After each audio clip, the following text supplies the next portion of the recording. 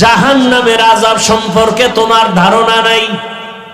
দুনিয়ার আগুনে যদি হাত লাগে হাত জ্বলে, পাও জ্বলবে না, পায়ে লাগলে পাও জ্বলবে, হাত জ্বলবে না।